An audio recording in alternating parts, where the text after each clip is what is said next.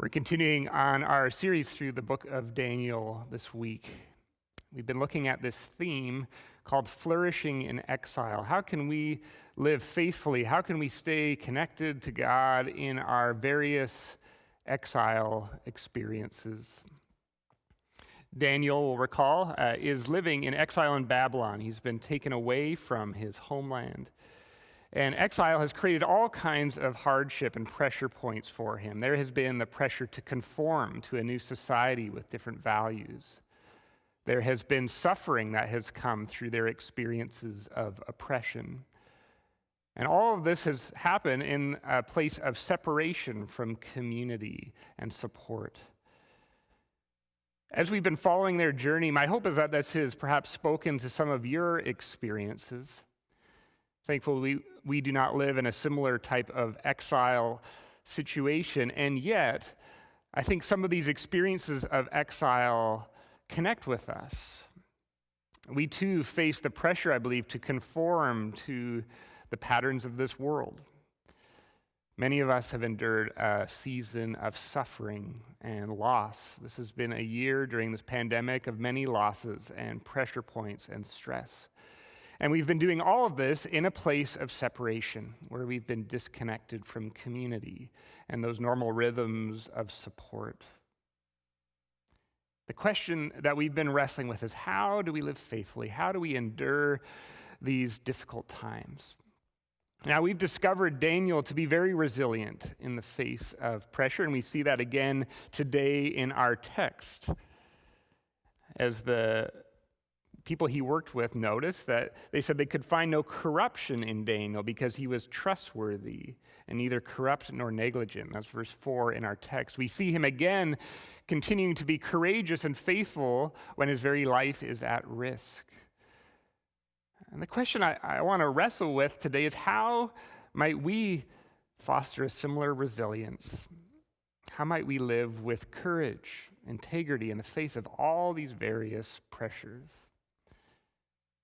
Now, throughout the book of Daniel, there's really two sides to this answer. How can we flourish in exile? And the main point that I want to hold up for us today is that we can be faithful because God is faithful.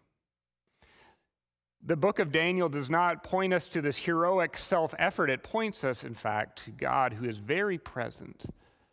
His presence and his power has been this enduring theme, this enduring reality through their exile experiences. Back in chapter 1, we heard that God caused those overseeing Daniel to have favor for him. God intervened. God gave Daniel wisdom in the face of great pressure. God was with Shadrach, Meshach, and Abednego in the fire, and God is with Daniel today in the lion's den. The hope, friends, that I hope we hear through this message is that God is with us, a very present help in trouble. But with that, there's also a challenge and an invitation for us to stay connected to that God. And what we're going to discover in our text today is some of the spiritual rhythms and practices in Daniel's life that help him stay awake to God, that place himself before God so that God can transform him and empower him and equip him for all these pressures. Here's the main principle that I want to communicate today is this. Our capacity to live with courage and integrity in the face of pressure is dependent on what we do before that pressure comes.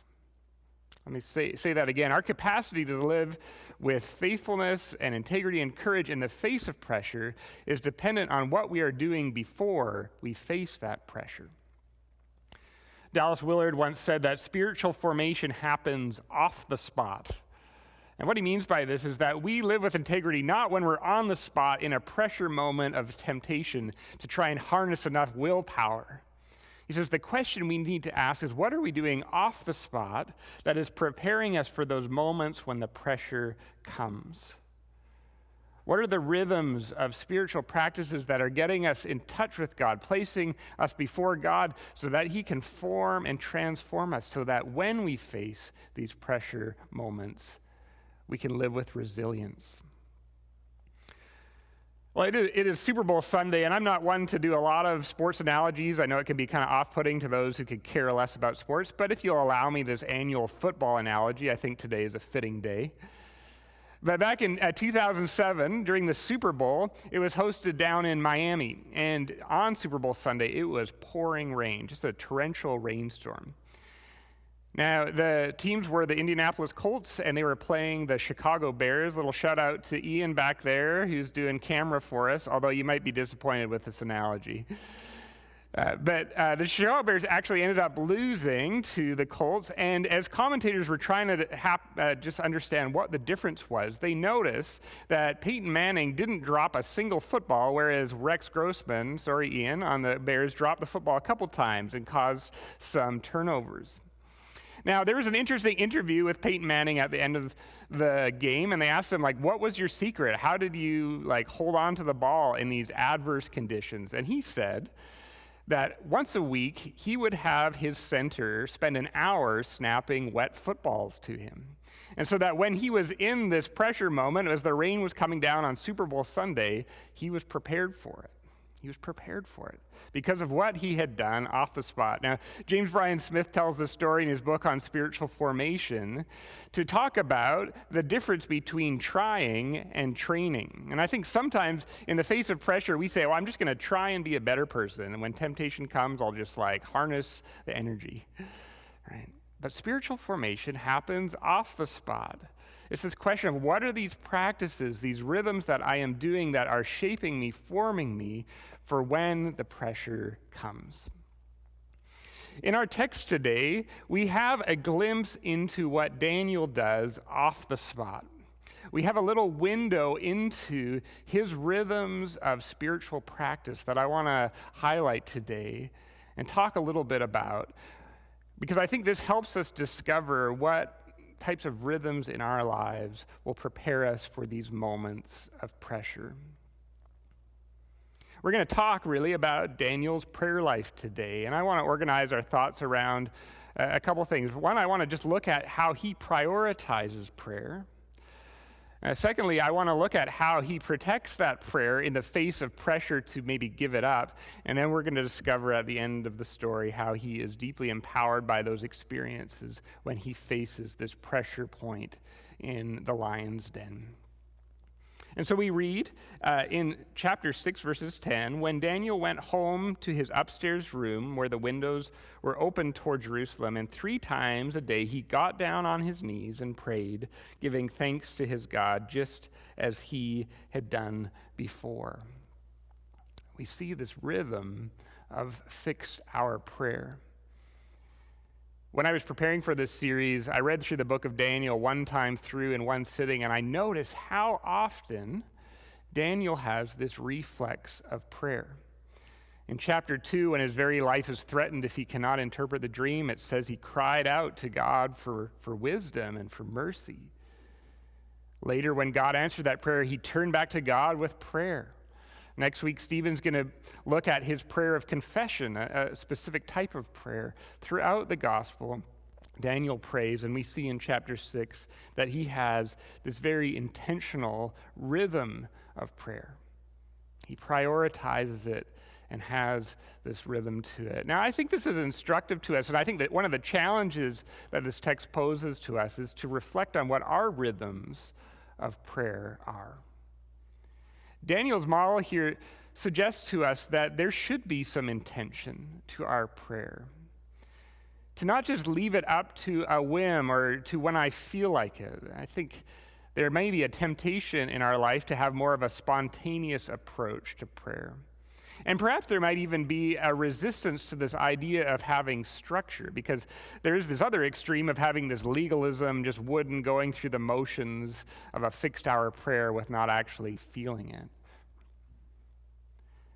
But there is this biblical example which actually shows up in many areas where those who are empowered by the Spirit, who are acting with integrity, have this intentional rhythm to their prayer life. There's an interesting snapshot of this actually in the book of Acts, and if we Imagine these disciples in the early part of Acts. Here we think of these Spirit-empowered disciples who are just going with the flow of the Spirit. There's spontaneity and there is openness, which is a wonderful thing and it is a true thing. And yet these Spirit-empowered disciples, we discover, have a very similar rhythm of prayer. In Acts chapter 3:1, it says, "One day Peter and John were going up to the temple at the time of prayer, at 3 p.m. Just this interesting detail in the midst of this explosion of the church right after Pentecost Sunday. What sustained these Spirit-empowered people was fixed hour prayer. Perhaps this text today gives us the opportunity to reflect on our rhythm, on our rule of life. Are there some things that anchor us, that bring us back to prayer, so that when we face these pressure moments, we are prepared?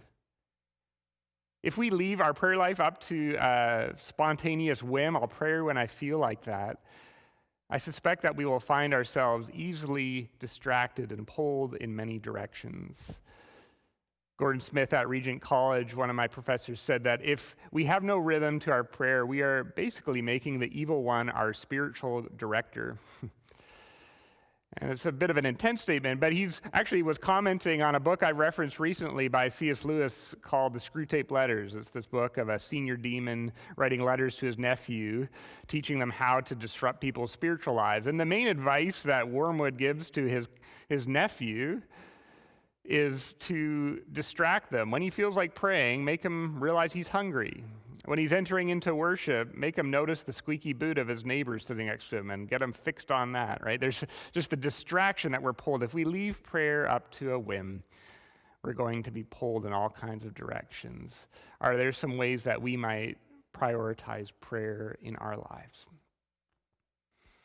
But here's the challenge, and I'm with you in this challenge, that there are all kinds of things that seek to pull us away from these rhythms. And I've noticed in a number of my conversations with folks that this has been particularly hard this year when our other rhythms are out of sync, where we're working at home, where we don't have some of the normal anchors in our week on Sunday mornings or with other people as our kids are at home more.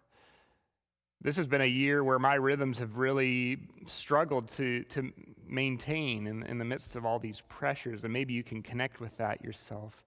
In our text today, we have this example of Daniel facing pressure to continue his rhythms of prayer.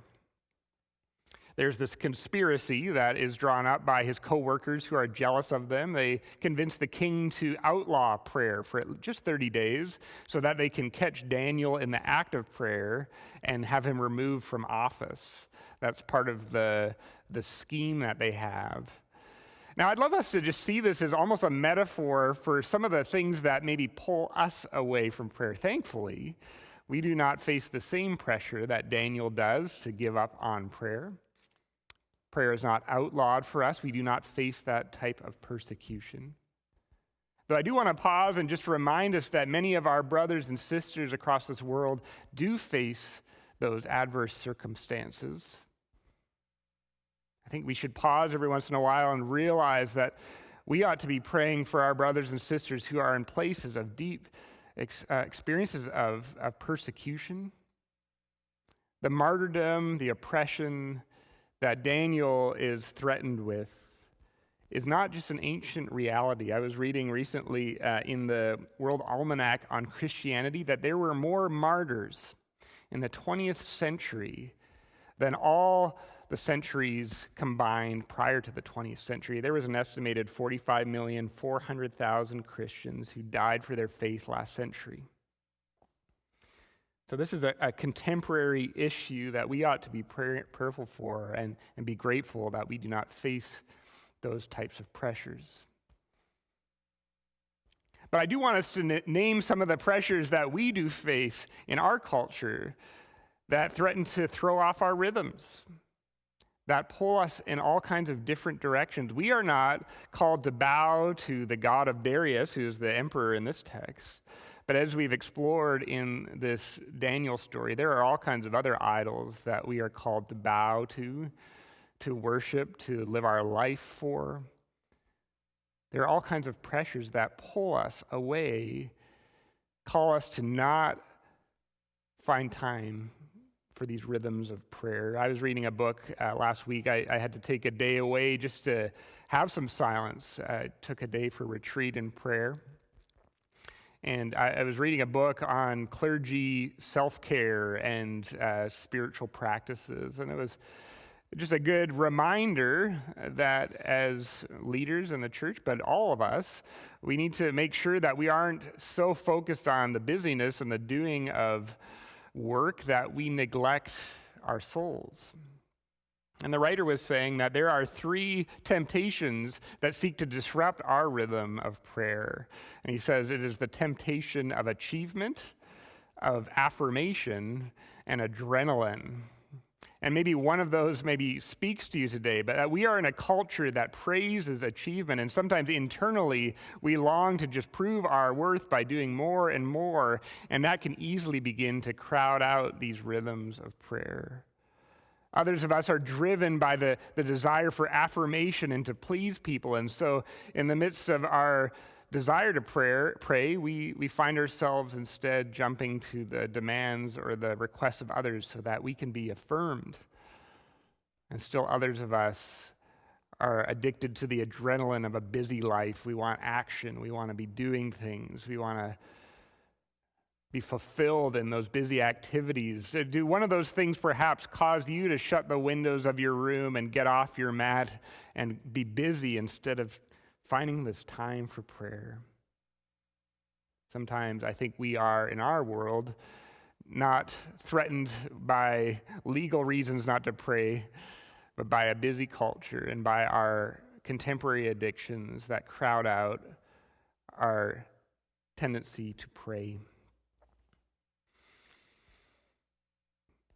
Well, as the story unfolds in Daniel, we are reminded again why we need to protect these rhythms. Because, friends, we face all kinds of pressure points. Martin Luther once said that the busier his day was, the more he realized he had to pray, that he had to carve out that space for prayer, because in those pressure points, we need to be awakened to the presence of God, to rest in his provision, to be empowered by his Spirit. We need prayer. And we discover as the story unfolds that through Daniel's cultivated life of prayer, he has a profound awareness of God as he is now sealed off in this den with the lions. Friends, we discover, just as Daniel does, that we ought to expect hardship. Jesus has said, in this world you will face trouble, but take heart, I have overcome the world. We find ourselves in that tension, this already but not yet. One commentator notices that through Daniel's story, we are reminded we are not saved from danger, but saved in danger. And so we will face these hard things. And because of that, we need God even more. We need to cultivate a connectedness, to abide in his power and his provision, so that when these inevitable challenges come, we will be with God and we will be aware of God. And that is what unfolds in this story. We read in verse 17 that a stone was brought and placed over the mouth of the den, and the king sealed it with his own signet ring and with the rings of his nobles, so that Daniel's situation might not be changed. Daniel was sealed off in this den with lions. But in the next morning, we discover this hope. As Daniel says, my God sent his angels, and he shut the mouths of the lions. God was with him in that terrifying night, and that he emerged into a new day unscathed. Here's the hope that I want to proclaim, the gospel I want to proclaim to you today. Commentators note that there is an allusion here to another story, a story that happens at the end of our Gospels, where we hear after Jesus was crucified, he too was sealed away in a tomb. But he emerged as an even greater Daniel. For the next day, we discovered this hope that God emerged from that sealed tomb into new and resurrected life. And the call to prayer, friends, is that in the face of evil, in the face of oppression, in the face of hardship, we have the capacity to call upon this resurrected Christ, a God who promises to be with us in those circumstances that feel hopeless, a God who promises to be a very present help in trouble. We call upon the God of resurrection in our prayers. And so let us heed this call to prayer. For as we turn to God, we too will emerge from the terrors of the night. For a new day will dawn, the day of the Lord. For we call upon a God who emerged from that sealed tomb victorious over the things that we fear, victorious over death itself. Friends, may we be called back to this life of prayer so that we may discover God with us in the pressures we face. Would you join me in prayer? God, we want to call upon you. We thank you for your word. I pray that it would come alive in our hearts today. That you would draw us back to prayer, not out of duty, but out of desire. For you promise to be with us, and you invite us to have the opportunity to commune with you, the living God. Lord, may you protect all the things that seek to pull us away from you, for we need you so deeply. Lord, would you be a very present help to those who find themselves in trouble today? We pray this in your name. Amen.